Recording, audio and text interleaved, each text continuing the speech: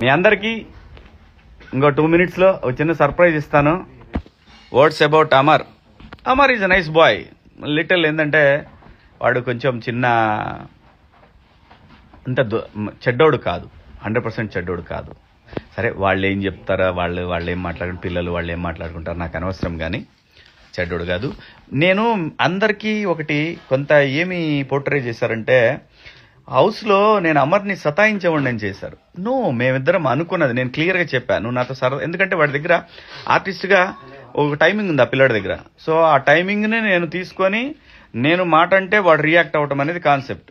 అట్లా రియాక్ట్ అయినాం, కానీ నేను ముందే చెప్పిన నువ్వు ఫీల్ అవుతానంటే నేను చెయ్యా, నేను నీతోటి just hi Amar, hello Amar అట్లానే ఉంటానండి. అన్నా అదేం లేదన్నా, మన ఇష్టం అన్నా, మనం జనాన్ని అంటే చేంజ్ చేయాలన్నా ఆ పద్ధతిలోనే తప్పితే అని కాదు. కొంత మరి ఎందుకో ఒక 12వ వారం నుంచి విలన్ చేయడానికి ట్రై చేశారు, ఎడిటింగ్ అంతా కూడా. నో ప్రాబ్లం, మనల్ని ఎవరు విలన్, ఏ మనిషిని ఎవరు విలన్ చేయలేరండి. ప్రజలకి వాళ్ళ దృష్టిలో విలన్ అయితే విలన్, హీరో అయితే హీరో, అంతవరకు దాన్ని ఎవరు మార్చలేరు. సో చాలా బాగా జరిగింది. మేము ఈ జన్మకి ఖచ్చితంగా స్టార్ మార్క్ రుణపడి ఉంటాం. ఆ షోకి నన్ను పిలవటం, నేను సినిమాలు కొత్త సినిమాలా వింటున్నా, స్క్రిప్ట్లు వచ్చిన రోజు నుంచి 2వ రోజు నుంచి వింటానే ఉన్నాను స్క్రిప్ట్లు. సో రోజు ఒక స్క్రిప్ట్ వింటున్నాను.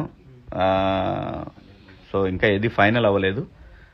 మంచి సినిమా చేయాలి, ఒకవేళ క్యారెక్టర్ వచ్చినా సరే నెగిటివ్ క్యారెక్టర్ అయినా మంచి చేయాలనే దీంట్లో ఉన్నాను. సో దానికోసం వెయిటింగ్. హాయ్ శివాజీ అన్న, how are you? I'm from Chennai. Hi, hello, வணக்கம் சென்னை, எப்படி இருக்காங்க எல்லாருக்கும் ஹாய் சொல்லுங்க. మీ in your live video. Okay okay okay, thank you. మీకు ఇప్పుడు ఒకరిని చూపిస్తాను. ప్రతి వాళ్ళు ఏంటంటే చాలా మంది చాలా రకాలుగా అడిగారు, ఏంటి శివన్ ఎక్కడా,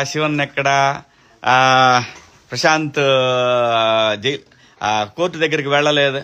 కోర్టు దగ్గరికి ఎందుకు? నేను లాయర్లు ఉన్నారు, వాళ్ళ ఫ్యామిలీతో నేను టచ్లో ఉన్నాను. నేను కోర్టు దగ్గరికి ఎందుకు వెళ్ళాలి? కోర్టు దగ్గరికి వెళ్ళి వాడిని ఏదో క్వశ్చన్ వేస్తారు, కోపాలు వస్తాయి, మాట్లాడతాం, మళ్ళీ దాన్ని ట్రోల్ చేస్తారు. ఇదంతా అవసరమా చెప్పండి? అవసరం లేదు కదా. ప్రశాంత్ అనేవాడిని ఎప్పుడైతే నా భుజం మీద ఎత్తుకున్నానో అది వాడి క్యారెక్టర్ నా భుజం మీద ఎత్తుకున్నా. వాడు చెడ్డపిల్లాడు కాదు, బై మిస్టేక్ జరిగింది. ఏంటి ఫ్యాన్స్ లేకపోతే కర్మ బాలేకనో ఏదో జరిగింది, అంతేగాని ప్రశాంత్ అనేవాడు వాడిని పొగడాల్సిన అవసరం నాకు లేదు. అలాగే ప్రతిసారి పొగడాలి, ప్రతిసారి ఇబ్బంది అయితే మనకి కమ్యూనికేషన్ ఇంత ఉన్నప్పుడు ప్రతిసారి ఎందుకు వెళ్ళాలి అక్కడికి? వెళ్ళి పోలీసులను ఎందుకు? మనం చట్టాన్ని గౌరవించాలనుకున్నప్పుడు చట్టాన్ని గౌరవించాలి, అంతే. గౌరవిస్తాడు శివాజీ, ఎప్పుడు కూడా చట్టాన్ని అతిక్రమించడు. ఎన్ని ఆటుపోట్లు ఎదురైనా సరే చట్టం ఉంది అనంటే చట్టాన్ని గౌరవించాల్సిందే, చట్ట పరిధిలో ఉన్నప్పుడు. సో కాబట్టి ప్రశాంత్ అనేవాడు నా బిడ్డ. వాడు ఎటువంటి పొరపాటు చేయడాన్ని ఫస్ట్ వీక్లో నాగార్జున గారు అడిగారు, అందరు ఎగబడుతున్నా కూడా నేను ఒకటే మాట చెప్పా, వాడు ఫేర్ క్యారెక్టర్ సార్. వాడికి పల్లెటూరుకు సంబంధించిన వాతావరణం పెరిగినోడు కాబట్టి ఆ విధంగా బిహేవియర్ అయి తప్పితే ఈ స్మార్ట్ షార్ట్ కట్లు ఇవన్నీ తెలియవండి. నేను నమ్ముతున్నాను సార్ వాడిని అన్న. ఆ నమ్మకాన్ని నిలబెట్టుకున్నాడు కాబట్టి నేను ట్రావెల్ అవ్వగలిగాను అతనితోని. సో కాబట్టి here I'm introducing Pallav Prashanth. బిడ్డా ఎరా మరి చెప్పరా వాళ్ళందరికీ, శివన్ ఎక్కడా? శివన్ ఎక్కడ ఉంటాడు? అది మీ అందరి ప్రేమను గెలుచుకున్నందుకు నిజంగా సంతోషంగా ఉంది. చాలా థ్యాంక్ యూ సో మచ్. మీ ప్రేమ దొరుకుడు ఏ జన్మలో ఏ పుణ్యం చేసుకున్నానో ఈ జన్మలు దొరికింది. నాకు అన్న లేడు అనుకున్నా, ఈ జన్మకి నా అన్ననే. చచ్చిపోయేంత వరకు అన్న నాకు అన్ననే. థ్యాంక్ యూ సో మచ్ అన్న. లవ్ యూ అన్న. లవ్ యూ రా. నేను లోపల ఒక రకంగా, బయటకు వచ్చినాక ఇంకో రకంగా, అట్లా ఉండదు నా క్యారెక్టర్ ఇప్పటి మీ అందరికీ తెలిసిపోయింది. ప్రశాంత్ అనేవాడు ఒకటి ఓకే. ఈ ఏజ్లో ఏముంటుందంటే చిన్న చిన్న ఎక్సైట్మెంట్లు, నా కోసం వచ్చారు ఇంతమంది, వీళ్ళని ఎలాగైనా కలవాలి అనే ఒక ఎక్సైట్మెంట్లో చిన్న చిన్న పొరపాట్లు దొర్లుతాయి. దానికి ఆ పొరపాట్లు ఎలా దిద్దుకోవాలో కూడా ఒక 1 వీక్లో మీరు అందరూ చూస్తారు. 1 వీక్ 10 డేస్లో, లేదా కొత్త సంవత్సరంలో అందరూ బిజీగా ఉంటారు కాబట్టి దాన్ని ఎలా మనం చేసిన తప్పుల్ని మనం ఎలా సరిదిద్దుకోవచ్చు అనేది ప్రశాంత్ మీ అందరికీ చూపిస్తాడు. అది ఖచ్చితంగా జరిగి తీరుతుంది. ప్రశాంత్ నేను కోరుకున్న కోరిక ఏంటంటే లోపల కూడా హౌస్లో కూడా ప్రశాంత్ అనేవాడు. కన్నడలో మీకు గుర్తుంటే లూజ్ మాదా అని ఒక హీరో ఉన్నాడు. ఇట్లా సేమ్ ఇలాగే ఉంటాడు. కానీ ప్రశాంత్ దగ్గర ఒక యాంగిల్లో ఒక తెలియని ఒక హీరో ఉన్నాడు. ఇది మాత్రం నిజం, నేను చెప్తున్నా. ఇది అప్పుడు చెప్పాను, హౌస్లోనూ చెప్పాను, ఇప్పుడు చెప్తున్నాను. అది బయటికి రావాలనేది నా కోరిక. అంతేగాని ఈ చిన్న చిన్న గొడవల్లో నేను పోయి ప్రశాంత్ని మనమే ఎవరమండి తీసుకురావడానికి? చట్టం బయటికి తీసుకొస్తుంది. చట్టమే చట్ట ప్రకారం న్యాయం చేస్తుంది.